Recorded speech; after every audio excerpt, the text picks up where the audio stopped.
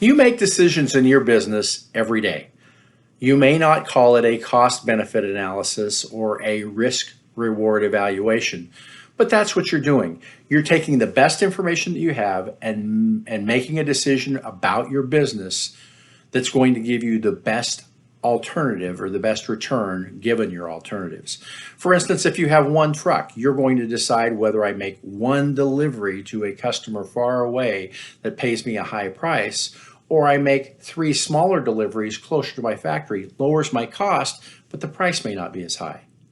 Likewise, if you have 100 tons of apples, you make the decision. Am I going to sell it into the fresh market? Am I going to sell it as dried product?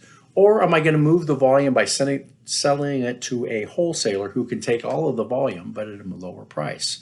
Those are just the decisions where you are doing a risk reward, a cost benefit analysis without thinking about it.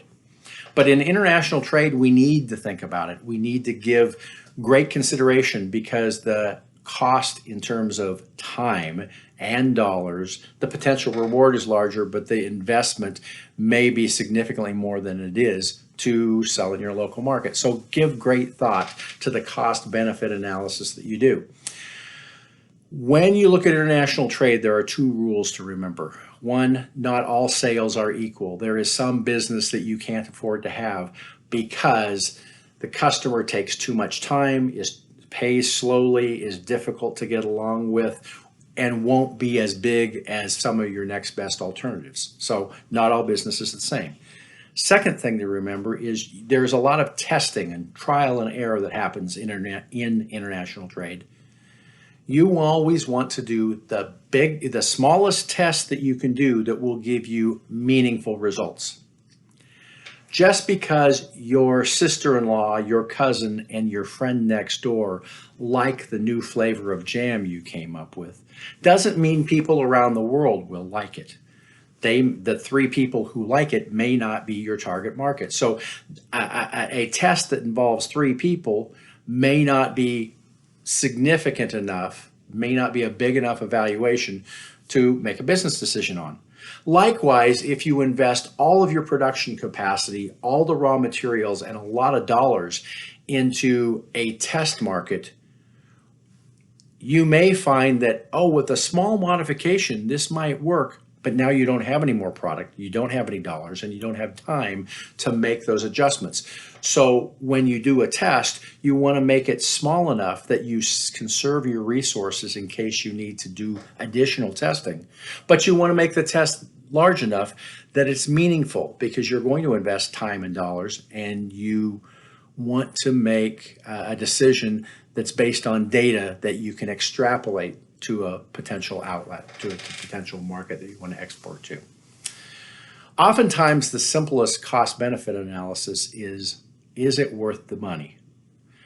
I saw this firsthand when I went to a trade fair in Germany, and we shipped in our product. We had a beautiful display. I'd flown in. We'd paid for a hotel for several days at the show, and suddenly I discovered that I had broken one of the cardinal rules of planning for a trade show. I had not brought enough business cards. In fact, I only found 3 business cards in the bottom of my briefcase. So what do? Well, I could overnight some business cards from my factory, but it wouldn't get there in time for the show the next day. I could just do without, but then I don't have any way to have the potential customer remember me when they go home. Or I can go down to the print shop and hope that they can make business cards for me right there on site at the trade fair. Well, they could, but they were going to cost €1 per card by the time they did the layout and the setup and printed the cards. I would never have paid $1 a euro or euro per card for any business card in a normal situation. But at that point, it was money well spent because I'd already invested 6 months of planning and thousands of US dollars to come to the trade fair. So €100 was money well spent because the benefit far outweighed the cost. Oftentimes, it's not a matter of, is it worth the money? It's a matter of, when will it be worth the money? Here's the example. In our situation, our product was configured. It was built, put into a bag, and then put into boxes in such a way that it would maximize the space on a US pallet. And then those pallets would maximize the space inside a shipping container or a truck for our domestic market. Because we had a very light, fluffy product, where getting as many units on a truck or on an ocean container as possible was the best way to keep our freight costs down. And that worked fine in parts of the world that would take US pallets. When we went to Europe, we had customers who said, that's fine, I like your product, but it has to come on EU pallets. They're a completely different dimension, and they don't fill out a container very efficiently. And our product didn't fit on the pallet well. Either it was going to hang over the edge, risking damage, and it won't fit in the container, or it was pulled back from the edge of the pallet and we weren't using all the space. So when we looked at that, we said, well, we need to be as freight efficient as possible. So what's the right dimension for the package and the case so that we can fill out the pallet as efficiently as possible, fill out the ocean container as efficiently as possible. We figured that out and then discovered it was going to cost about $1 million US to change the packaging equipment we had, buy new packaging, and carry the inventory so that we would have product on the floor to ship to our European customers. Meanwhile, that expensive equipment would not run very often, so the cost of operation was going to be higher. So it wasn't a matter of that we didn't want to do that. We just said that's not a good thing to do right now when we don't know whether people in Europe will buy our product.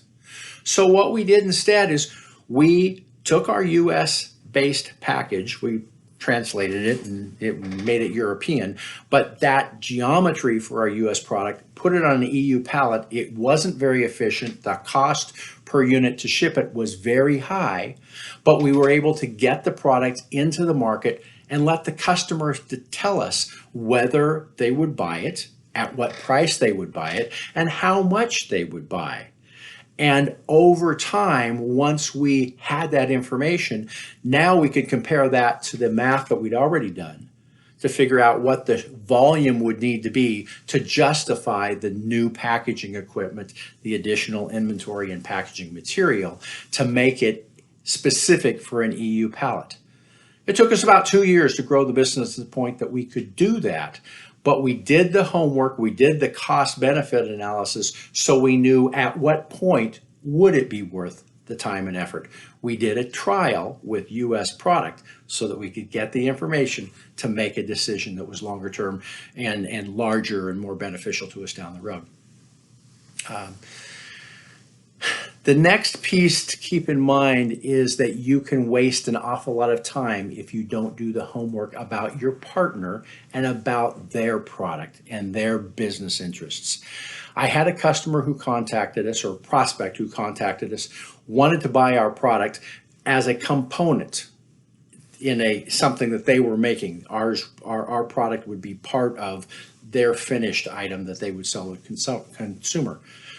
Very much like those in the food trade, oftentimes have someone who says, I want to buy your nuts, I want to buy your dried apricots, I want to buy your sauces or jams to be an ingredient in something that I'm going to make or something I'm going to repackage. So this was my version of that.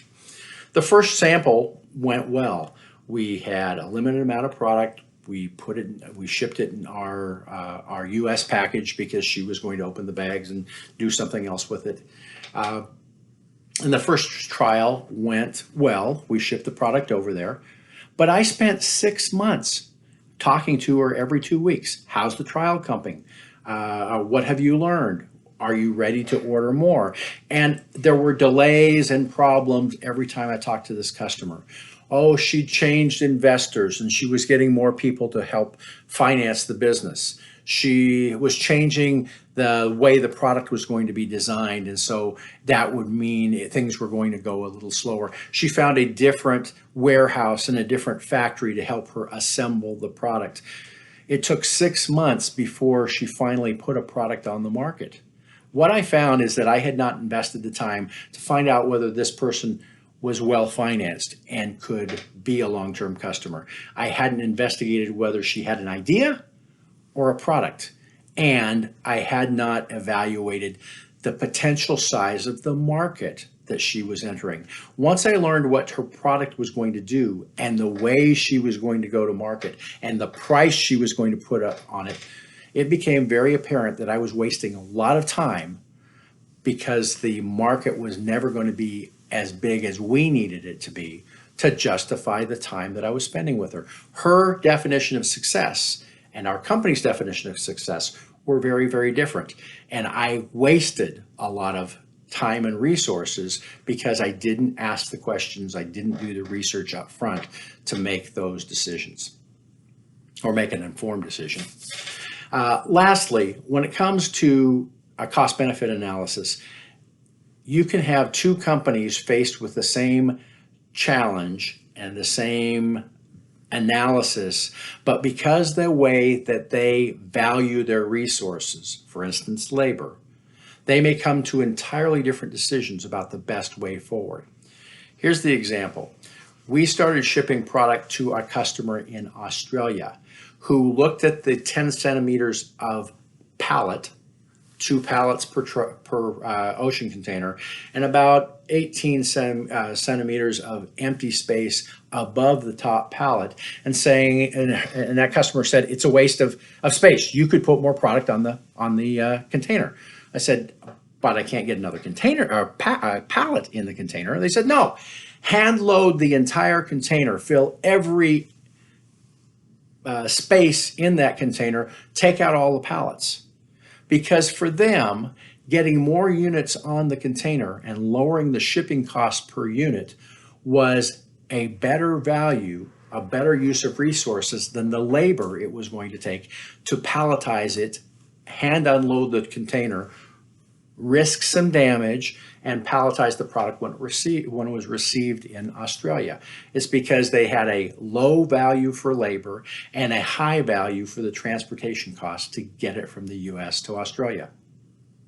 A few years later, we were shipping to Germany for the first time, and we were faced with that same problem with the EU pallets where they don't fit a container very well, and there is space on the side of the pallets that normally we would, what we call floor load, we would stack it without a pallet on the floor to fill up the space. And we proposed that to our customer in Germany, and they said, no,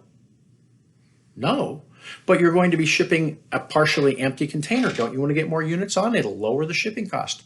No. Why not? Because they have an almost fully automated warehouse and factory. They don't have extra labor around to unload by hand the portion of the container that would have been floor loaded. And their labor is too expensive. They couldn't afford to have that person get off a forklift and stack a pallet. It was better for them to ship it partially empty.